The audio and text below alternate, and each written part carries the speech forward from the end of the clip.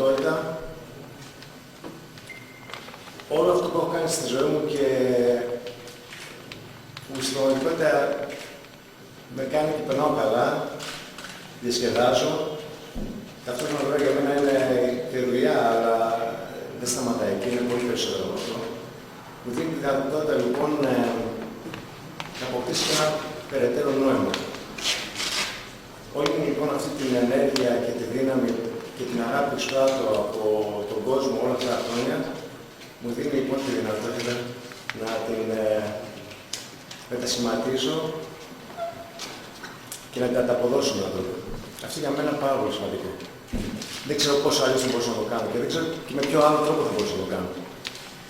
Μου δίνει λοιπόν μια άλλη διάσταση και ένα άλλο νόημα στη ζωή μου και στην καθημερινότητά μου. Τέτοιες πρωτοβουλίες πραγματικά είναι ανεκτήμητες και πολύ τιμή είναι η βοήθεια πραγματικά της Τριτές στο νοσοκομείο, γιατί εμείς, σαν βασική μας προϋπόθεση, όπως σας είπα και πριν, ήταν από την αρχή της δημιουργίας του να γίνει ένα νοσοκομείο πρότυπο.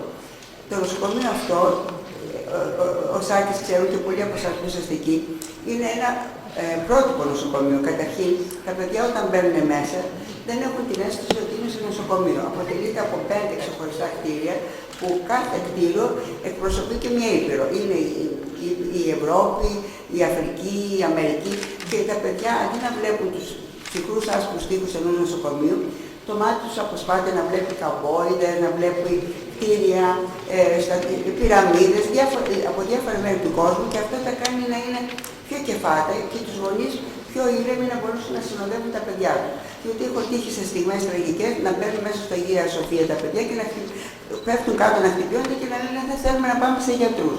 Και έτσι αυτό το νοσοκομείο που δημιουργήσαμε έχει τόσα χρώματα, τόση χαρά που τα παιδιά ξεχνιόνται και δεν σκέφτονται καθόλου την άρρωστα.